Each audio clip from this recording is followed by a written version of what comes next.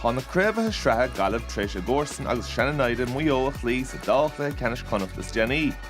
An aireochtó a dríú creibeas a chéile bhóchant, nó an aireochta Mayo ránach tínta a chlí.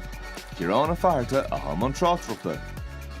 Siúvan Divlí isteach an sin go dtí bheanna a hat slád, Céad Sléivin, isteach písa begailí sin go dtí an lántasach búilte go háda Líán Cón, Céad scór go na Gaillimh agus go na caite a charta rása cindéag. Siar hain si go dtí Ifa Stanton.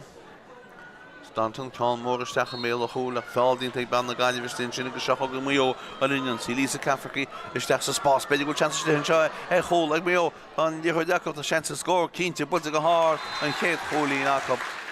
Trasno Chéad Sléivin go dtí Siúan Divlí. Divlí nún anseo go dtí i Driffer. Se dtí Níomh. Níomh Divlí gal isteach go dtí an díhuil go dtí an lán tosach.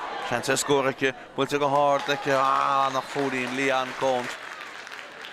Divlí taistil an díhuideach go fóil céirtá ritheach. Níl Divlí go sí go tíiste go na tosaí. Pasa steach sin se chugann in sin bheanna a hatláach chance chól. Bhfuil an sin maid trasna go tegann sí eis san nimmert. Bhí anna hensa chólann sin beagúil chance scór, bhfuilte go hard, bhfuilte head dras an Lindsay Noon. A sí cáilte acab agus seo chugann Gaileach ní le tám acab an í fanta ach sé sicir mar an éir le puinte lei seo, bhfuilte go hard, cechi bhfuil ceann sin, nach chólín e fad, Céad Sléivin.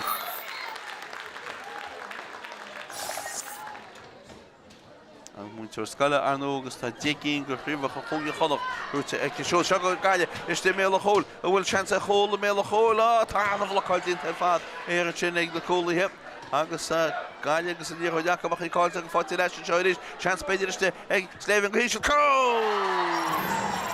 agus an rud a go muid OG ar is tóilm ach beidir go dtí síosí dí Céad Sléivin.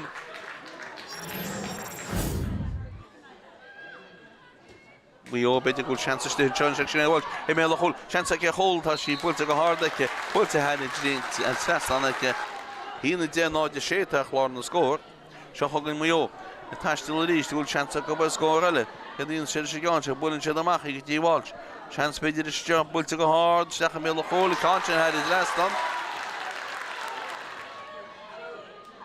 A sínis ag Lindsay Noon isteach sa spás sé a ggéireann íochaide eibir isteach búilte an áard bhfuil cáin sin an a sí head i drastan sin nach chólín fád agus cúlín a bhí a tastal agus seo chugann i Mayo ó bheála ab scór a leáil bhí siad scór tá sí ag an sinéad bháil sin lántasach gáil isteach an íochaide go fóil chance scóracha búilte go glóit ar fádacha nach chólín.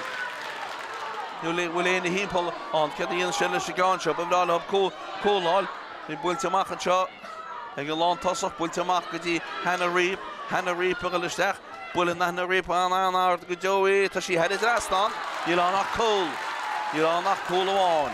Agus seo chugann Divlí a bolúin an segan í bhean hánig isteach agus sin tá buineán sétí agus tá na cosa tuíle thub Gaile.